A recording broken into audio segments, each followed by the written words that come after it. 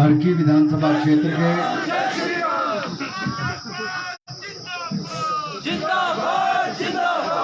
अर्की विधानसभा क्षेत्र के हमारे लोकप्रिय प्रत्याशी आदरणीय भाई रतन सिंह पॉल जी, मंच पर उपस्थित यहाँ के चुनाव के प्रभारी, पूर्व में रहे भारतीय जनता पार्टी हिमाचल प्रदेश के अध्यक्ष, विधानसभा के अध्यक्ष, पूर्व में मंत्री और नाहन के लोकप्रिय विधायक, 5 बार के विधायक आदरणीय राजीव बिंदल जी, हिमाचल प्रदेश सरकार में माननीय स्वास्थ्य मंत्री और कसौली के लोकप्रिय विधायक आदरणीय डॉक्टर राजीव सहजल जी, हमारे चेयरमैन भी, मुख्य प्रवक्ता भी आदरणीय भाई रणधीर शर्मा जी,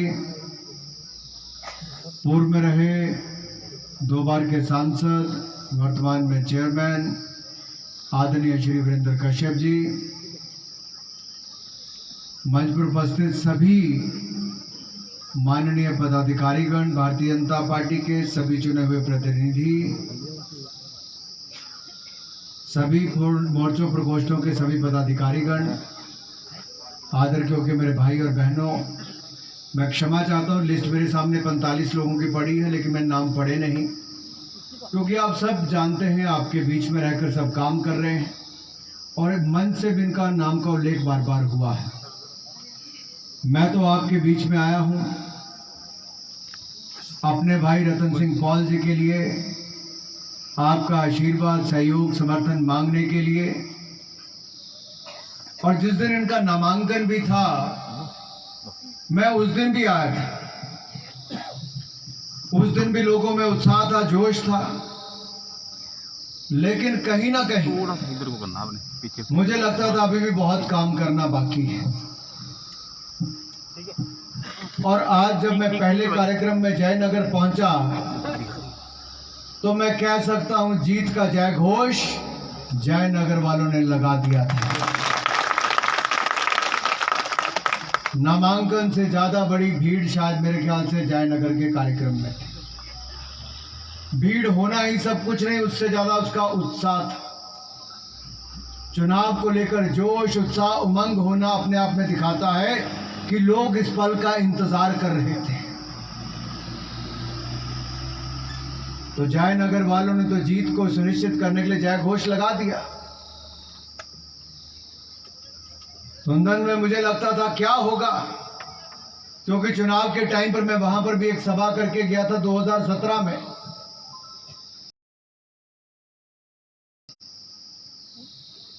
जयनगर वालों को उन्होंने भी पीछे छोड़ा। शानदार भीड़, बहुत जोश, और मैं कहूं जहां एक और जय घोष लगा था तो दूसरों ने धुलने की तैयारी पूरी कर ली थी। धुंधन वालों ने सोच लिया था कि धना उमन चौथे साल तक जब चुनाव आता, उपचुनाव में बहुत कम लोगों का रहता है कि चलो साल बाद चुनाव तो है ही।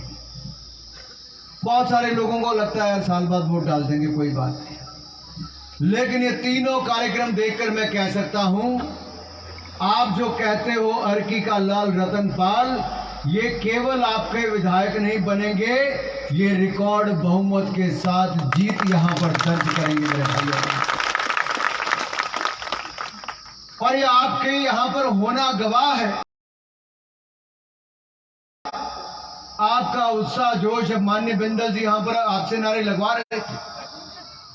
आपकी भागीदारी ये सुनिश्चित करती है कि ये जनता की भागीदारी नहीं, ये जनता का आशीर्वाद इनको एक रिकॉर्ड जीत की ओर लेकर जाएगा मेरे भाई और बहन। कोई कह रहा था बहनों ने ज्यादा जोर से आशीर्वाद दिया कि हमारे पुरुष भाइयों ने दिया है। मैं तो कहता हूं मात्र शक्ति के आशीर्वाद के बिना सब कुछ अधूरा है, और जिसकी शुरुआत ही मात्र शक्ति से हुई हो उसमें कहीं कोई कमी नहीं रह सकती। और जब मैं मातृशक्ति की ओर देखता हूं तो देखता हूं मोदी सरकार की तो शुरुआत ही। मोदी जी ने सरकार बनाते हुए कहा था मेरी सरकार गरीब की, पिछड़े की, मजदूर की, महिला की, जवान की, नौजवान की, किसान की होगी। और मैं कह सकता हूं पिछले 7 वर्षों में जो मोदी जी ने किया, कांग्रेस अपने 70 साल के राजनीतिक जीवन में भी नहीं कर पाई। अगर उन्होंने किया होता तो मोदी जी को 45 करोड़ बैंक के खाते ना खोलने पड़ते, तो मोदी जी को 100 करोड़ से ज्यादा लोगों को आधार कार्ड नहीं बनाने का अवसर मिला होता। अगर कांग्रेस ने शौचालय बना दिए होते तो नरेंद्र मोदी जी को 11 करोड़ शौचालय बनाकर हमारी बहनों को समर्पित नहीं करने का अवसर मिला।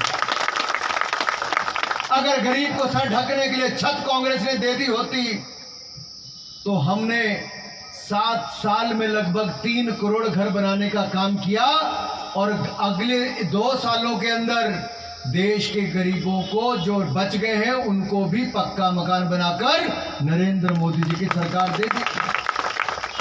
आजादी के 70 साल के बाद भी देश के हजारों गांव अंधियारे में थे। मिट्टी का तेल लेकर, लकड़ी जलाकर, मोमबत्ती जलाकर घरों में उजाला करते थे।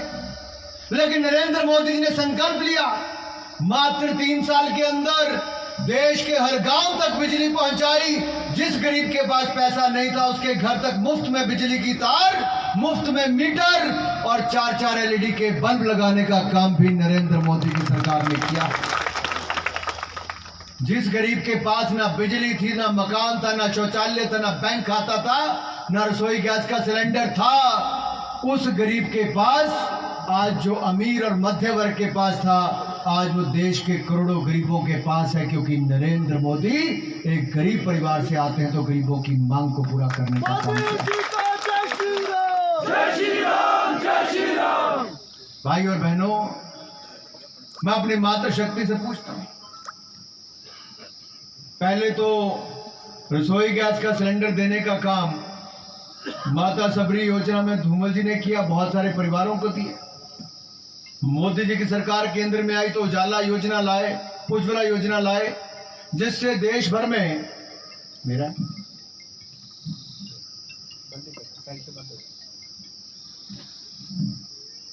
मोदी जी ने महिला शक्ति के लिए शौचालय देकर भी, पक्के मकान देकर भी, घरों तक बिजली पहुंचाकर भी देखा कि अभी भी लकड़ी इकट्ठी करके चूल्हा जलाना पड़ता है, धुएं से शरीर भी खराब होता है, समय भी बर्बाद होता है। तो 9 करोड़ बहनों को मुफ्त में रसोई गैस का सिलेंडर देकर उनकी आंखों के आंसू पोंछने का काम भी किया और उनकी मदद करने का काम किया। तो नरेंद्र मोदी जी, हिमाचल ने उसके साथ और जुड़कर जयराम जी ने योजना लाकर 1000 रुपये जमा करवा के 5 लोगों को, परिवार के 5 लाख का इलाज हिमाचल ने मुफ्त में दिया। तो आप कल्पना कीजिए, एक और आयुष्मान योजना, दूसरी और हिमकेयर योजना के माध्यम से हमने हिमाचल के लोगों को 5-5 लाख का इलाज बिल्कुल मुफ्त में देने का काम किया। भाई और बहनों, कोविड का समय एक अपने आप चुनौतियों भरा था। सहजल जी की आखी थले काला काला खाई ना, मैं सही कोविड के टाइम सोते ही नहीं काम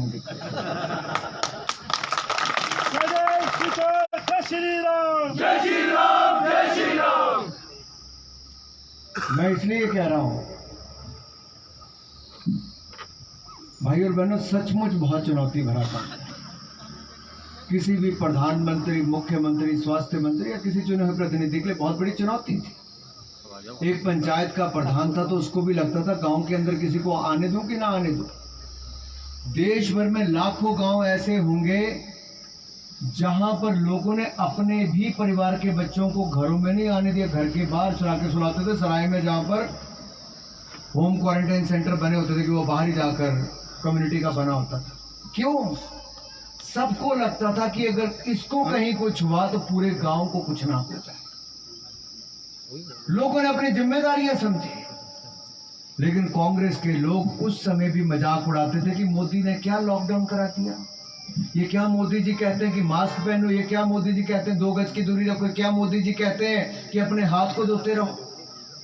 राहुल गांधी जी ने तो यहां तक भी प्रश्न खड़े कर दिए कि भारत के वैज्ञानिकों की बनाई हुई वैक्सीन किसी काम की नहीं है। कहा था कि नहीं कहा था? ये कह दिया कि ताली थाली मोदी क्यों भिजवा रहा है, यही कहा था कि नहीं कहा था? लेकिन मोदी जी की सोच ये थी कि जो हमारे हेल्थ वर्कर हैं, डॉक्टर है, नर्स है, पैरामेडिकल स्टाफ है, या उनसे जुड़े हुए जो बाकी टीम है जो अपनी जान पर खेलकर लोगों की जान बचा रहे हैं, उनको संदेश हर परिवार देगा कि आपके पीछे हिंदुस्तान का हर नागरिक खड़ा है। इस भावना के साथ इसकी शुरुआत की गई। पूरे देश ने ताली थाली इसलिए बजाई थी कि हम उनके साथ खड़े थे। मोदी जी ने देश के वैज्ञानिकों को कहा कि आप वैक्सीन बनाइए। कांग्रेस के लोगों ने कहा दुनिया बना तो रही, वहीं से खरीद लेना, क्योंकि सारी उम्र ये बाहर से ही खरीद रहे हैं, अपनी तो क्षमता खड़ी नहीं की। लेकिन हिंदुस्तान को मोदी जी ने उस काबिल बनाया और हिंदुस्तान के वैज्ञानिकों ने कर दिखाया कि 9 महीने के अंदर हमने अपनी वैक्सीन भी बनाई। एक नहीं 2-2 वैक्सीन का निर्माण भी यहां पर हुआ और 9 महीने के अंदर 100 करोड़ वैक्सीन के डोज लगाने का काम भी हिंदुस्तान ने किया है मेरे भाई और बहनों। ये बीच वाले नहीं ताली मारते, जो बस बीच वाले, ये बड़ी मूंछों वाले मेरे भाई, आपके साथ लाल टोपी वाला मेरा भाई और पगड़ी पहनने मेरे भाई ने जो पटका पहन रखा है, पूरी लाइन ही ऐसी एक दूसरे को देखते। अच्छा, आप में से वैक्सीन किस किस ने लगवाई, जरा हाथ खड़े कर।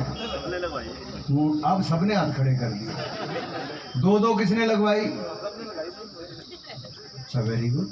पैसे किस किस ने दिए? नहीं दिए, क्यों? जिंदाबाद। क्यों नहीं दिए?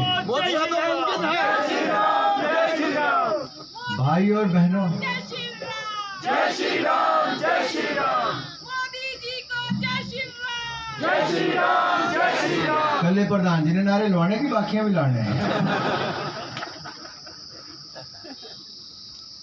भाई और बहनों, मोदी जी ने क्या क्या चिंता नहीं की। वैक्सीन बनाने से लगवाने तक, कोविड से बचाने से लेकर उपचार तक, यहाँ तक कि उस समय जो गरीब मजदूर थे, प्रवासी थे, गांव में रहते थे, उन लोगों को भी मोदी जी ने 15 महीने तक, 1 महीने नहीं 15 महीने तक 80 करोड़ लोगों को 5 किलो गेहूं या चावल और 1 किलो दाल मुफ्त में देने का काम किया। तो नरेंद्र मोदी जी की सरकार ने किया। बार मोदी जी। फिर गांव में जो लोग रहते थे, उनको अगर मनरेगा में दिहाड़ी लगानी है, अपने क्षेत्र का विकास करना है, तो कांग्रेस के समय मात्र 30,000 करोड़ रुपया खर्च होता था। मैं वित्त राज्य मंत्री था उस समय। मोदी जी ने कहा कि बजट बढ़वा दो। 30,000 करोड़ जो कांग्रेस खर्च करती थी, हमने 1 लाख करोड़ रुपया पिछले वित्तीय वर्ष में खर्च किया। 1 लाख करोड़।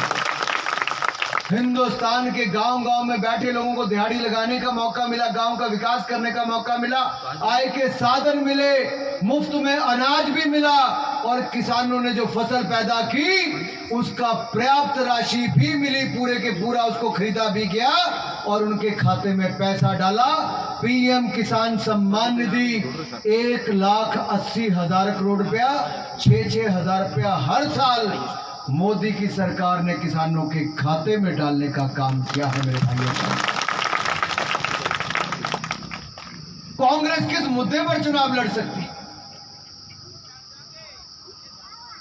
भाई और बहनों, ये कांग्रेस की सरकार थी जब कोई साल ऐसा नहीं जाता था जब भ्रष्टाचार की बात ना आती। 2G, कॉमनवेल्थ गेम से लेके बाकी सब, अंतरिक्ष से लेके पाताल तक के कोयला घोटाले तक हुए, लाखों करोड़ लूट कर खा गए।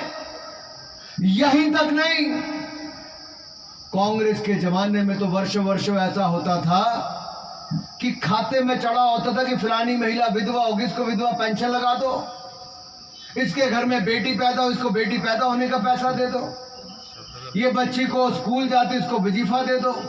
बट सच्चाई ये थी कि उनका नाम कहीं पैदा नहीं हुई थी। वो जिनको करते थे कि जिसके नाम पे विधवा भी कर देते थे, स्कूल का स्कॉलरशिप भी लेते थे, क्योंकि कोई पारदर्शिता नहीं थी, कोई जवाबदेही नहीं थी।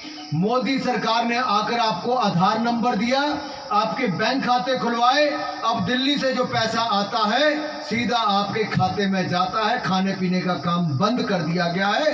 ये मोदी सरकार ने करने का काम किया। राशन भी अगर हिमाचल का व्यक्ति लुधियाना में, जलंधर में, चंडीगढ़ में, दिल्ली में, बॉम्बे में कहीं काम करता है तो one nation one ration card बनाए कि आप यहाँ का राशन भी किसी दूसरे राज्य में जाकर ले सकते हो। ये मोदी सरकार ने किया। अंगूठा लगाओ, बायोमेट्रिक्स दो, तब जाके पता चलेगा आप अपना राशन लेने आए हो। अरे वर्षों तक आपके नाम पर मिट्टी का तेल मिलता रहा, आपको नहीं मिलता था। वो किसी हलवाई की दुकान पे, किसी की प्राइवेट बस में डालने किसी और के जाता था और उसमें पैसा कमाया जाता था। 9 रुपए लीटर आता था, 60 रुपए लीटर बिकता था। सोचो कितनी कमाई होती होगी। उस कमाई को बंद करने का काम भी किया तो मोदी सरकार ने किया। जहां पिछली सरकारों में लाखों करोड़ के घोटाले के आरोप लगे, मैं खुली चुनौती देता हूं कांग्रेस को। 7 वर्षों में कांग्रेस के लोग 7 रुपए का आरोप भी नरेंद्र मोदी की सरकार पर नहीं लगा पाए। ये ईमानदार सरकार है। आज बड़े से बड़े निर्णय लेने का काम मोदी सरकार ने किया है। क्यों किया? लोग विश्वास करते हैं। कांग्रेस ही अभी तक नोटबंदी को रोते, नोटबंदी करते तुम्हारा के फर्क क्या? इन्हें इकट्ठे कितने कर रहे गए कहीं यार, मौका नहीं मिल रहा। 2-3 मिनट जो मिले बोला ये था ना बुजुर्ग थोड़ा संदूक का जो रखी ने चले गए हैं टोले, तो मेरे तो पहले का नहीं टोले भाई। नोटबंदी होता ही मिले तुम्हारे। एक तो इनकी कॉर्पोरेटर ऐसी मिली जिसके बाथरूम के अंदर एक और दीवार बनाई हुई, तो 2 दीवारों के बीच में नोटों की गड्डियां भरी हुई है सारी, पार्षद के घर पे। प्रधान जी तुम्हें बना रही कोई दीवार, तू रेडी नहीं ना। हमारे बेचारे रह जाते हैं कि आपदा आए तो अपने घरों से राशन लेके भी गरीबों को बांटने गए। कांग्रेस ही अपने घरों में बैठे रहे। और आप, मैंने भी सैजल जी से बात करके सबसे पहली खेप जिला सिरमौर में आदमी बिंदल जी के पास आई। बिंदल जी ने उसको रिसीव किया था। विनय जी, भंडारी जी वगैरह सब वहां पर थे। मेरा अपना संसदीय क्षेत्र नहीं था, लेकिन हिमाचल प्रदेश के किसी व्यक्ति को कोरोना से पीड़ित ना होना पड़े, क्योंकि ऑक्सीजन रेगुलेटर नहीं मिल रहे थे, ऑक्सीजन मास्क नहीं मिल रहे थे, ऑक्सीजन सिलेंडर, कॉन्सेंट्रेटर नहीं मिल रहे थे, तो मैंने देश और विदेश से मंगवाकर भी पूरे हिमाचल प्रदेश के हर जिले को भेजे, ताकि हिमाचल के हर व्यक्ति को बचाने का काम किया जा सके मेरे भाइयों बहनों। और आज भी हमने लगभग 1100 से ज्यादा ऑक्सीजन कॉन्सेंट्रेटर लेकर रखे हुए हैं। 5 पीएससी ऑक्सीजन प्लांट मैंने अपनी ओर से लगवा दिए ताकि कोई दिक्कत ना आए, ईश्वर ना करे कुछ हो, लेकिन हमने अपनी तैयारी की।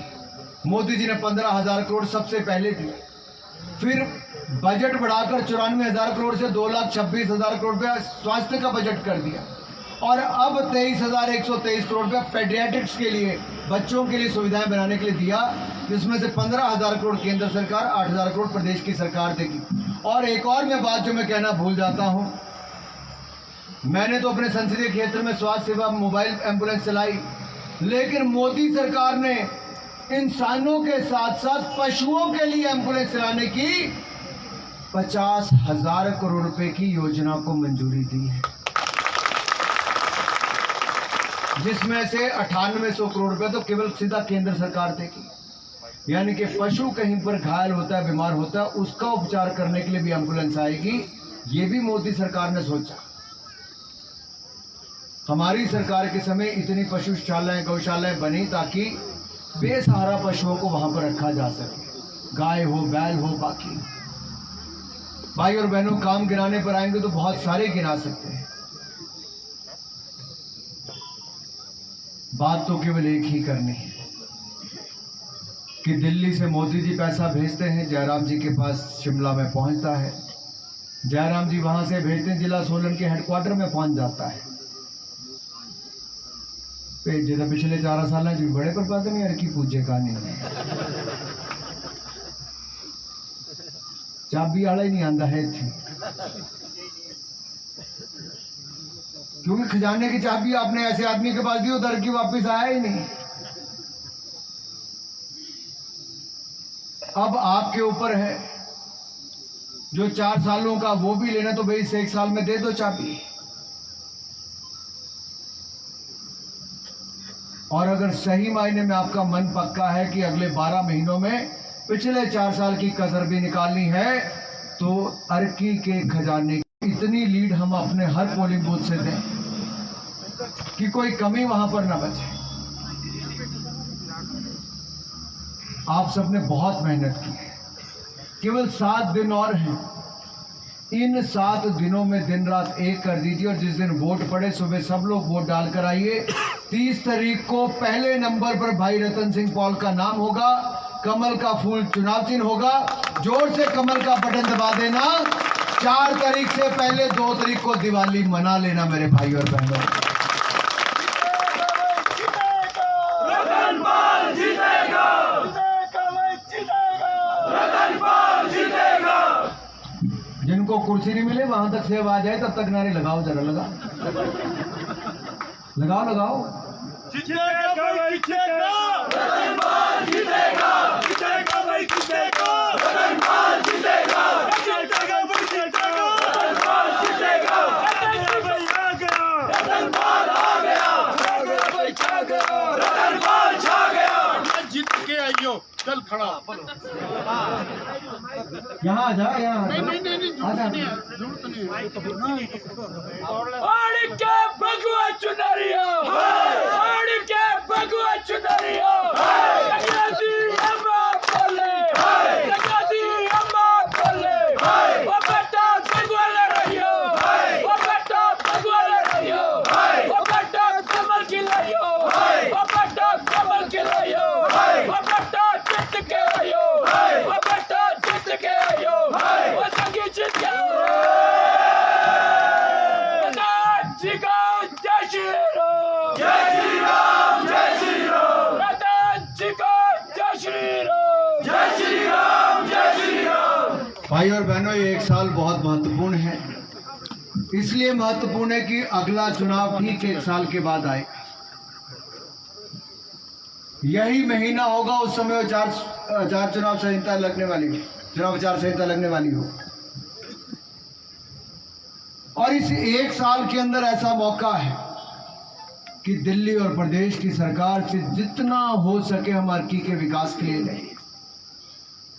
और मैं आपको विश्वास दिलाता हूं, अर्की की आकांक्षाओं पर, आशाओं पर हम खरा उतरेंगे और भाई रतन पाल जी आपकी सारी उम्मीदों को पूरा करेंगे।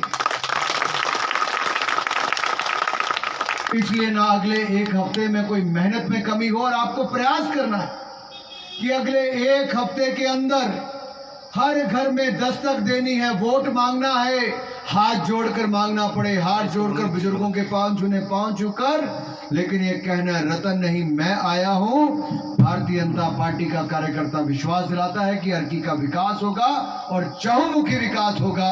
इस बात का विश्वास आपको दिलाना होगा।